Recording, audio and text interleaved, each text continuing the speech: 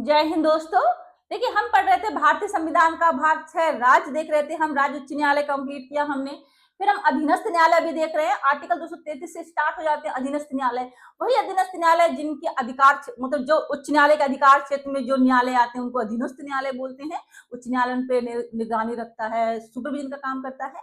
ठीक है, उनके लिए प्रारूप तैयार करना, विवरण मांगना, वो सब अधीनस्थ न्यायालय के लिए करता है। तो ठीक है, उन्हीं अधीनस्थ न्यायालयों में हमने देखा था आर्टिकल 233 में जिला न्यायाधीश की नियुक्ति राज्यपाल करते हैं। ठीक है, पदोन्नति और ये सब राज्यपाल देखते हैं, लेकिन उच्च न्यायालय के परामर्श के बाद ही करते हैं जिला न्यायाधीश की नियुक्ति राज्यपाल। आर्टिकल 233 में देखा था हमने। सेकंड क्लॉज बहुत ज्यादा इंपॉर्टेंट था, जिसमें हमने देखा था कि ऐसा व्यक्ति जो संघ की राज्य की सेवा में पहले से नहीं है, मतलब न्यायिक सेवा में पहले से नहीं है, ऐसी व्यक्ति की अगर नियुक्ति हो रही है तो फिर राज्यपाल क्या मतलब राज्यपाल नियुक्त करते हैं, सिफारिश पर नियुक्त करते हैं उच्च न्यायालय की। लेकिन उसमें क्या था कि 7 वर्ष का उनको अनुभव होना चाहिए। अधिवक्ता मतलब वकील वगैरह, उन्होंने वकालत की हो, 7 वर्ष का अनुभव हो, तो उच्च न्यायालय की सिफारिश पर राज्यपाल नियुक्त करते हैं। ठीक है, अगर ऐसा व्यक्ति जो न्यायिक सेवा में हो तो सिर्फ उनको सिफारिश चाहिए होती है उच्च न्यायालय की और राज्यपाल नियुक्त करते हैं। ठीक है जी, इतना हमने पढ़ा था। आर्टिकल 233 ना देखा हो तो देखिएगा, बहुत ज्यादा इंपॉर्टेंट है। आर्टिकल 233 का देखा था हमने, जो कि 20 में संविधान संशोधन द्वारा जोड़ा गया है। ठीक है, पहले नहीं था, जोड़ा गया है 1966, 20 में संविधान संशोधन द्वारा जोड़ा गया था।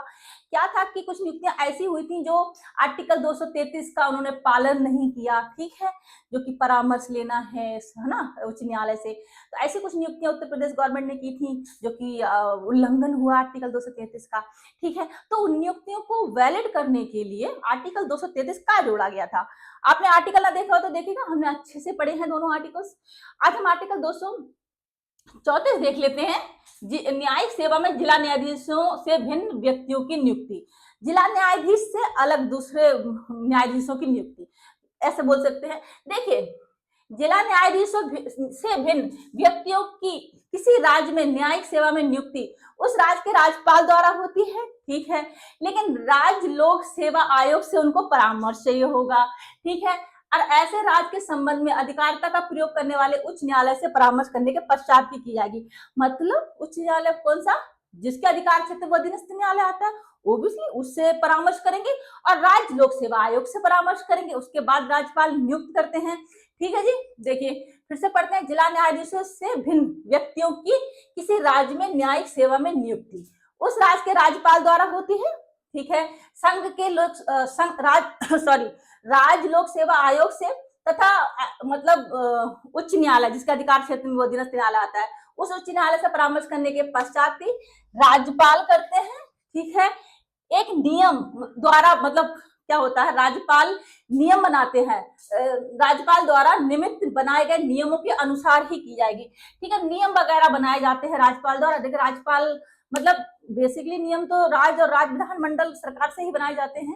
ठीक है, लेकिन राज्यपाल उनको लागू करते हैं। ठीक है, देखते हैं। देखिए, कहने का तात्पर्य यह है कि आर्टिकल 234 राज्य की अधीनस्थ अदालतों में न्यायाधीशों की भर्ती के नियम बताता है। इसका मुख्य उद्देश्य ये सुनिश्चित करना है कि इन नियुक्तियों में पारदर्शिता हो और योग्य उम्मीदवार ही चुना जाए। ठीक है, अधीनस्थ न्यायालयों में जैसे जिला न्यायाधीश से अलग जो न्यायाधीश है ना, उनकी नियुक्ति इस आर्टिकल के द्वारा होती है। इससे राज्य लोक सेवा आयोग से परामर्श चाहिए होगा, उच्च न्यायालय से परामर्श चाहिए होगा।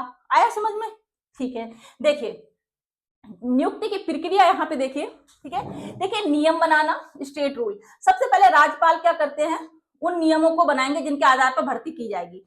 ये नियम आमतौर पर राज्य सरकार या विधानमंडल के जरिए बनाए जाते हैं। ठीक है, सेकंड में देखिए राज्य लोक सेवा आयोग की सलाह ली जाती है। नियम बनाने के बाद योग्य उम्मीदवार चुनने के लिए राज्य लोक सेवा आयोग, स्टेट पब्लिक सर्विस कमीशन, ठीक है, से सलाह ली जाएगी।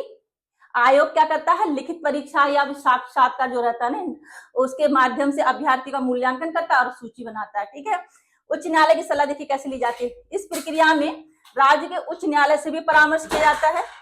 उच्च न्यायालय क्या करते हैं, योग्य उम्मीदवार की सूची में अपनी राय देते हैं। ठीक है, सुप्रीम कोर्ट के अनुसार ये राय अनिवार्य होती है। ठीक है, बिना हाई कोर्ट के परामर्श से ये जो नियम है अमान्य माने जाएंगे। आया आपको समझ में प्रोसेस क्या रहता है? ठीक है, देखिए सुप्रीम कोर्ट ने अपने एक फैसले में, देखिए सुप्रीम कोर्ट ने अपने फैसले में बताया था, कोर्ट केस है अशोक कुमार यादव बनाम हरियाणा राज्य, ठीक है। 1987 में केस में महत्वपूर्ण निर्णय दिया, उसमें क्या बोला, राज्य लोक सेवा आयोग द्वारा अधीनस्थ न्यायिक सेवाओं जैसे कि सिविल जज हो गए, जुडिशियल मजिस्ट्रेट आदि, ठीक है, नियुक्ति में यदि उच्च न्यायालय के न्यायाधीश की चयन जो समिति है, ठीक है, अगर उसमें देखिए चयन समिति में उच्च न्यायालय का न्यायाधीश अगर शामिल है, ठीक है, तो उसकी सलाह लेना, मतलब उसकी सलाह को प्राथमिकता दी जाएगी, ठीक है। दोबारा पढ़ते हैं, राज्य लोक सेवा आयोग द्वारा अधीनस्थ न्यायिक सेवाओं जैसे सिविल जज, जुडिशियल मजिस्ट्रेट आदि में नियुक्ति में यदि उच्च न्यायालय के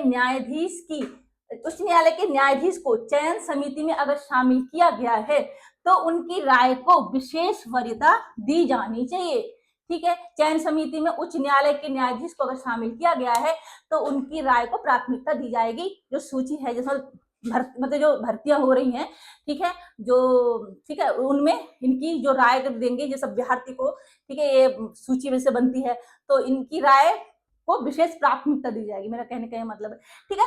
आया आपको आर्टिकल समझ में? आर्टिकल इतना कुछ था नहीं, मतलब इतना ऐसा आर्टिकल नहीं था कि समझ में ना आए, बहुत सिंपल आर्टिकल था, ठीक है।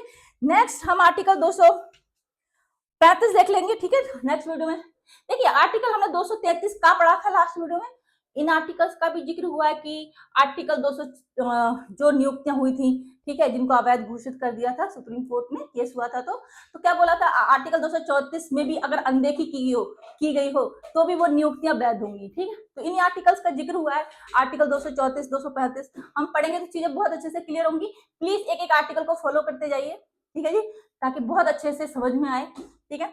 हम नेक्स्ट वीडियो में मिलते हैं दोस्तों, तब तक के लिए थैंक यू सो मच, जय हिंद।